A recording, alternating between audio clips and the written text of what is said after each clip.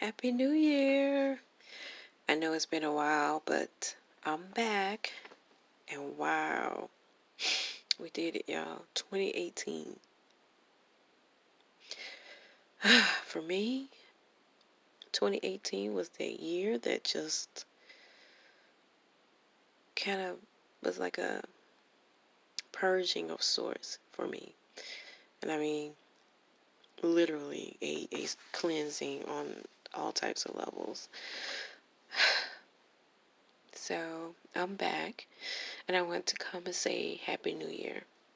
And one of the reasons I wanted to um, record another video for my widows and widowers is to, reinforce that this moment will become yesterday. So I remember when I first recorded my first YouTube video,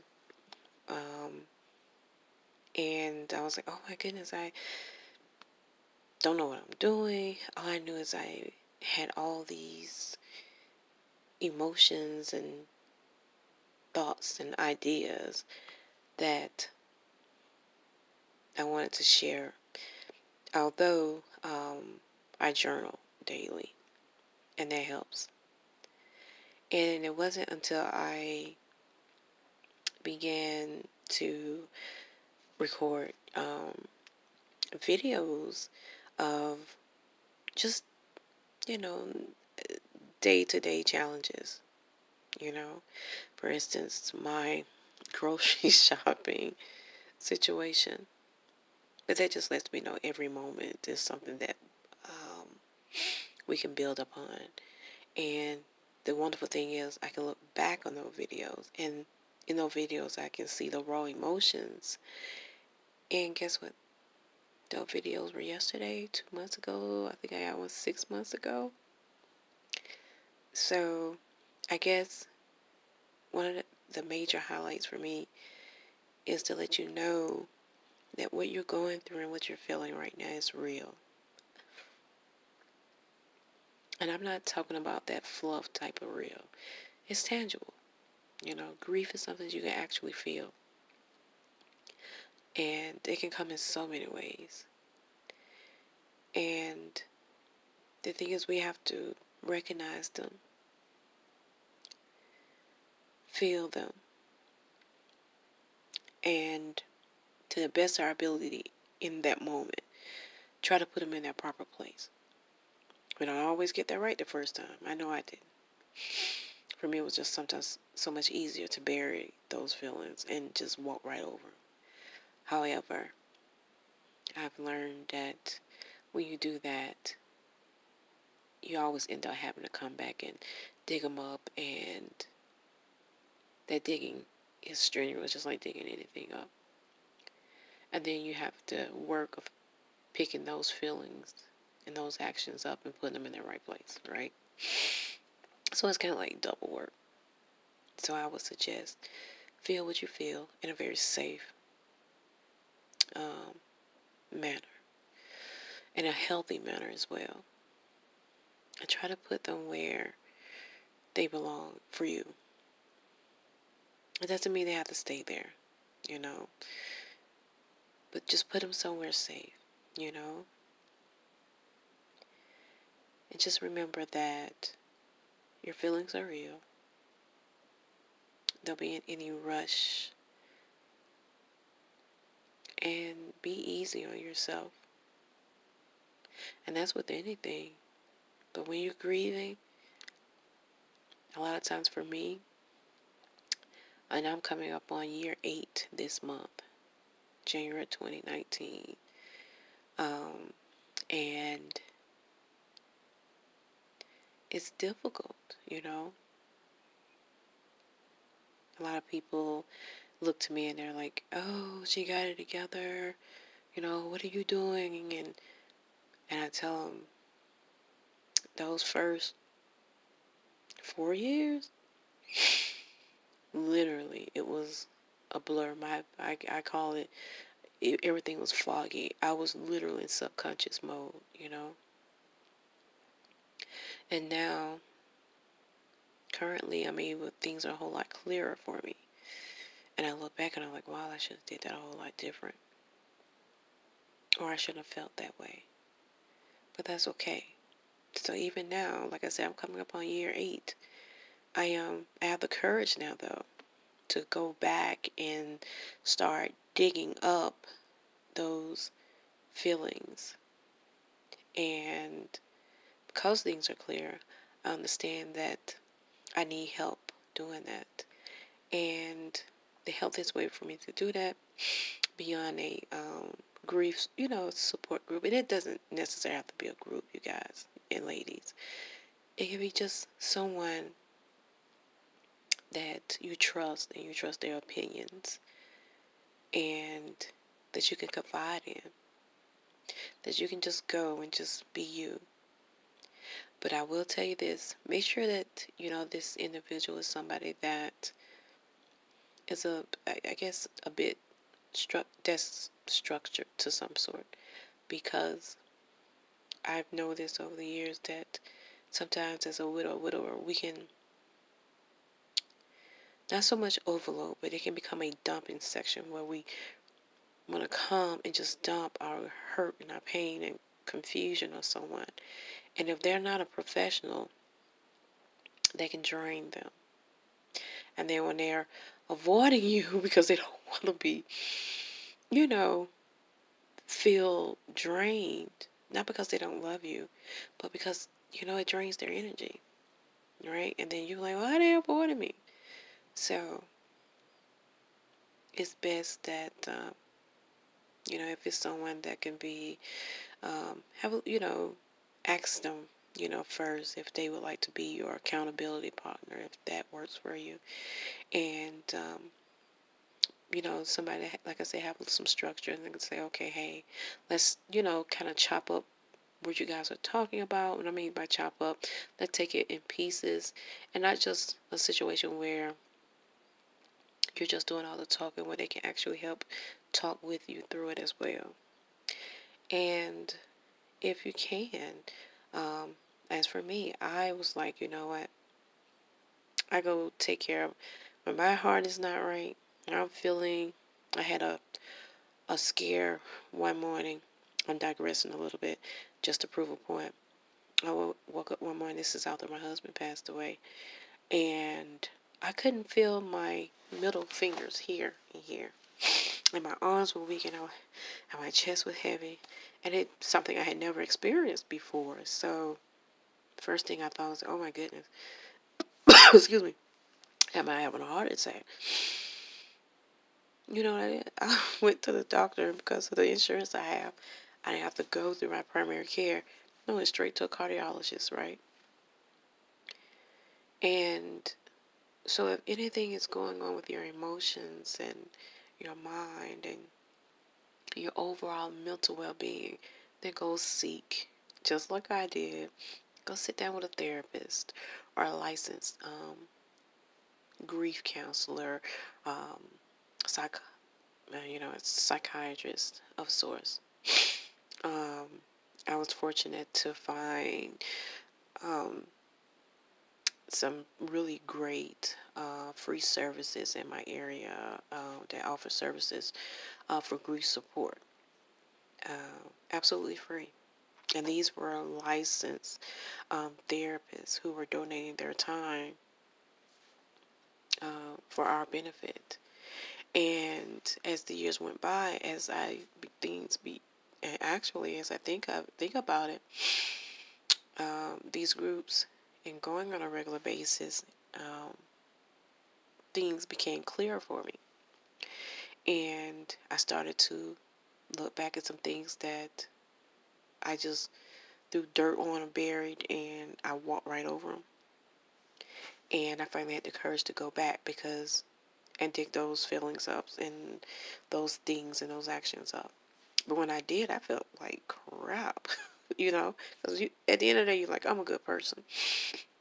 If I did that, I justified. If I did that, but just chop it off to my my emotions. No, I'm not that type of person, and I know you're not either.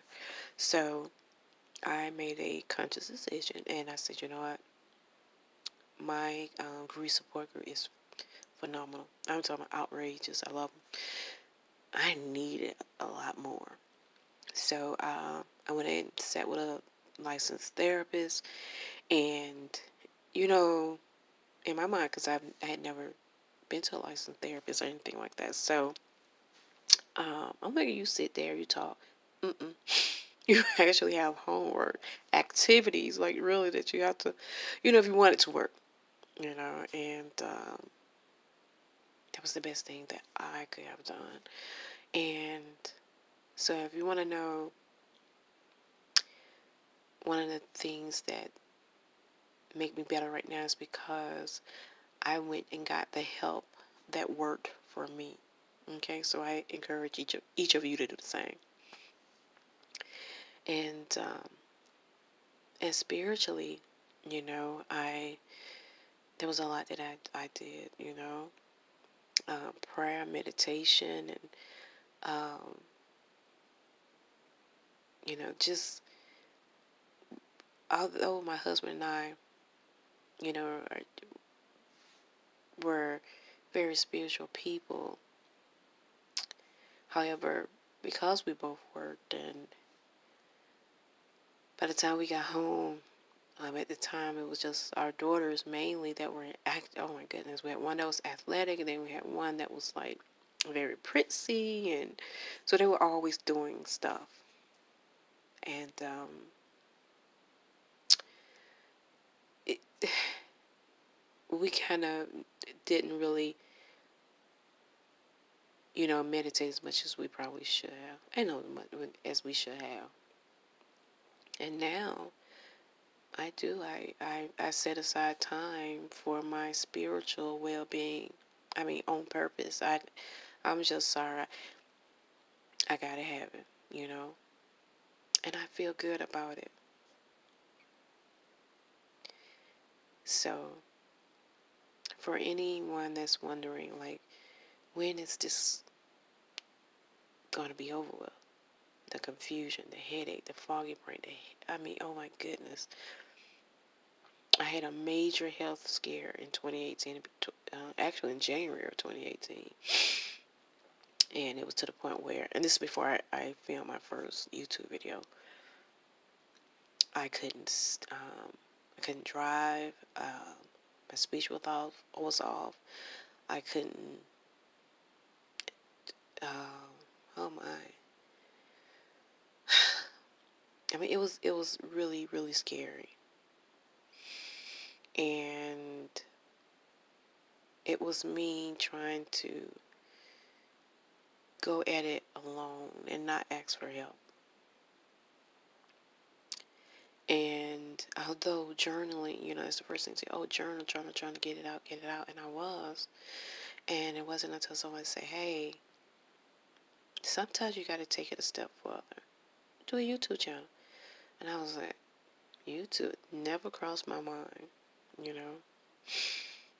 And she said, no, I think you should do it.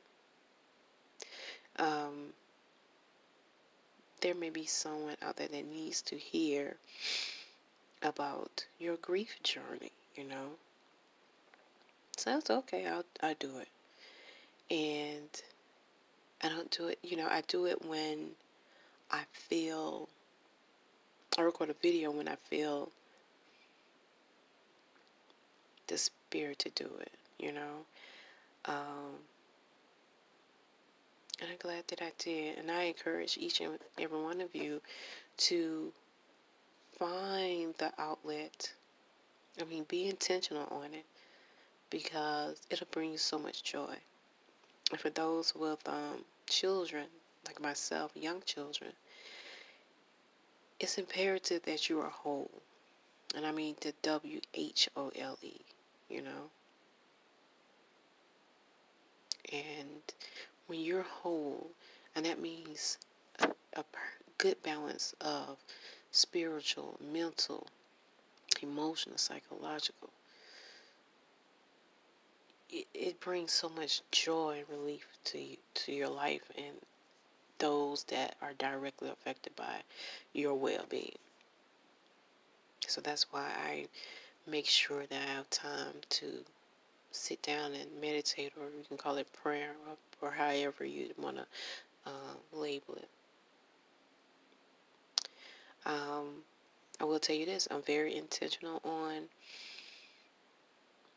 learning more about what I'm going through on my grief journey, because it was painful, and I've always said, God, I don't want to have gone through this and not be able to help someone use my experiences to help someone else. Now, I'm not saying that I don't want, death is one of those things, unfortunately, it comes with this world, you come in and you have to leave out. So putting death in its proper place will help. And I would just like to help people as they make that journey down grief, and then, and find that place for themselves, and I would encourage each of you, to do the same, because all I needed to hear in the beginning when my husband Chris passed away suddenly was, it's going to be all right. No need to rush. It's going to be all right.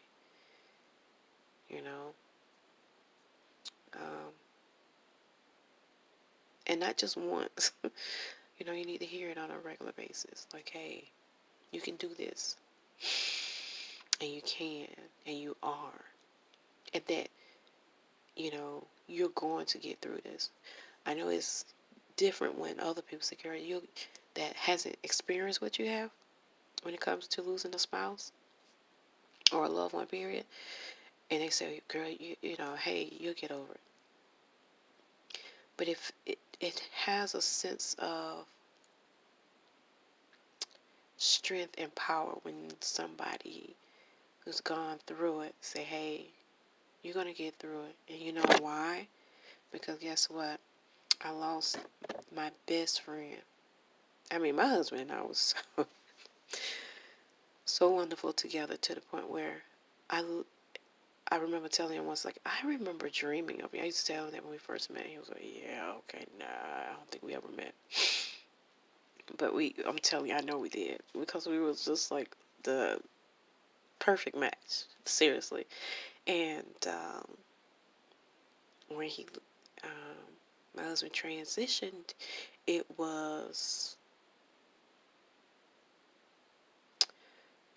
hurt. I can't even explain it. It hurt. And it was nobody around me that could have fixed it.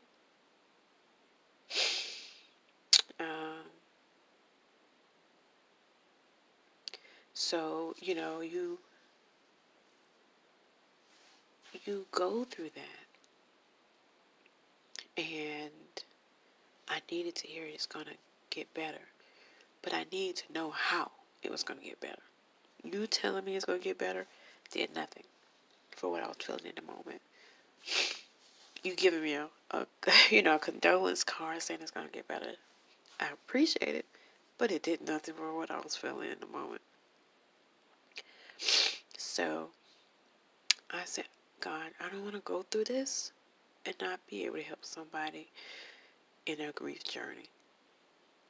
And so I am going to do for you what I'm sorry, one second.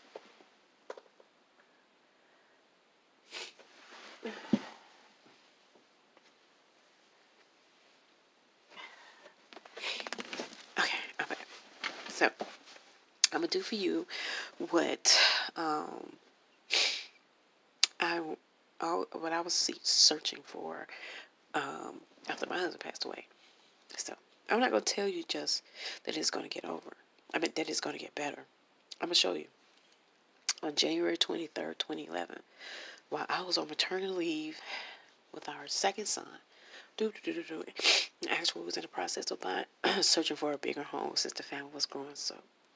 And on a Sunday after the football game. I think it was Green Bay, and I can't remember who they were playing on that particular day, but Green Bay won. It was like one of those, I don't know, like major game, but it wasn't the Super Bowl. I think it was like the one before the Super Bowl. And my husband was a big time Green Bay fan, and so Green Bay won. That same evening, my husband passed away. I'm like, you know, and the pain that followed. Like I said, I still can't describe the heartache, you know.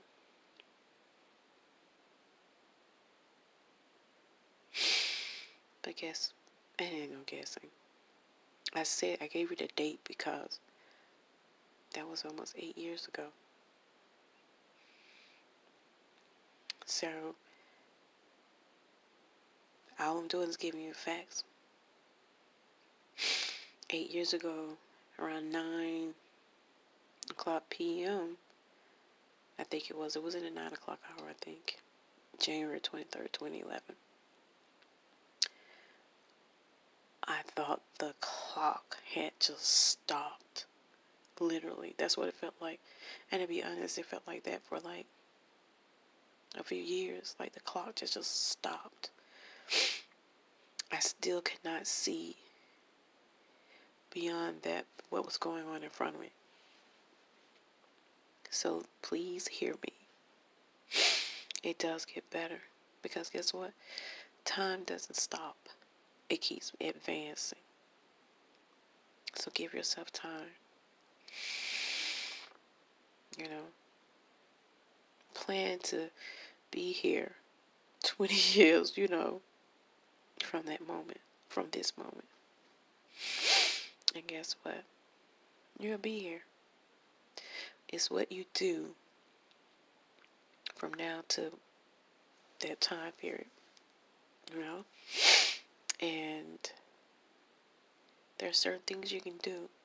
Like I said, feel what you feel and get you some help, you know, some professional help. And then, like I said, wherever you are, a lot of times you Google, you know,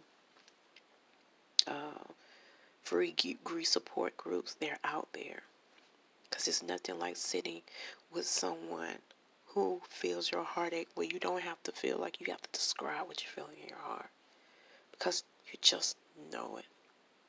It's a good feeling. And then I'm going to be honest. Alpha does grief support groups. Sometimes we'll get together and we say absolutely nothing. It's just being in the group. And I would say, although a lot of times the groups were mainly female, but we would get a flux of widowers, you know, and I understand sometimes that men may need to be in a group that widowers group geared toward them. I get that too, and I understand, and I encourage that if that's what you need.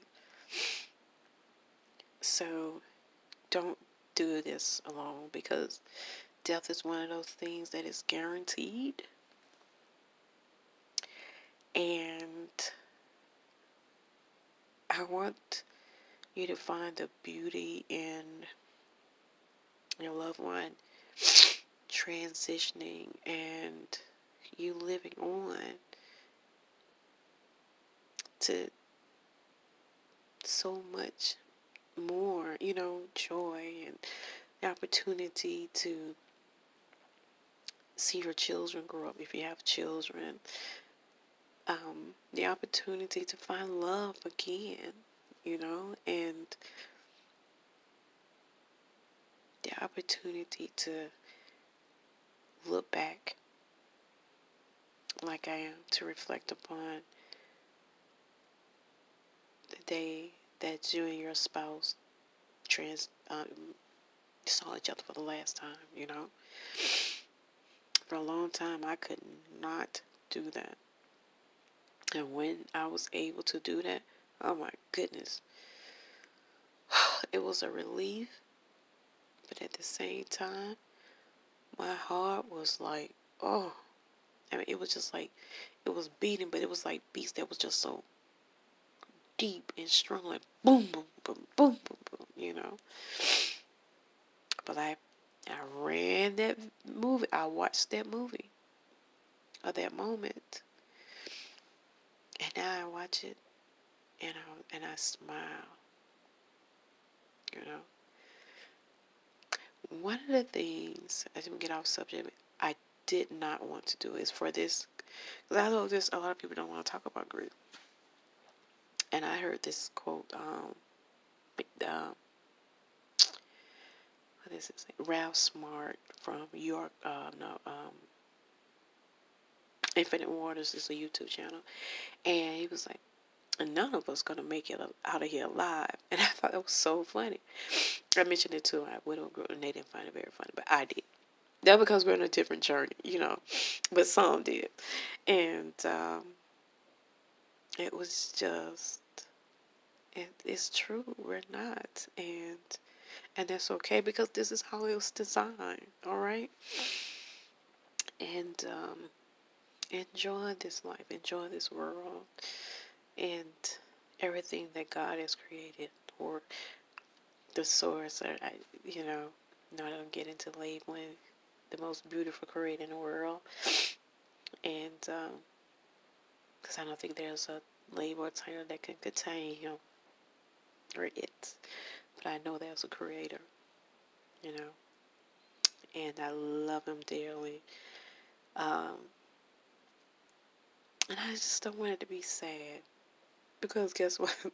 Because I went to year 8 and I feel good. Um, and I want you to feel good. And like I tell you, be intentional. Be very intentional on your happiness. When you go to a job interview, you have the intention of getting the job, correct? So I want you to be intentional on your joy. So when you get up every morning, be intentional. Like, I'm going to have my joy.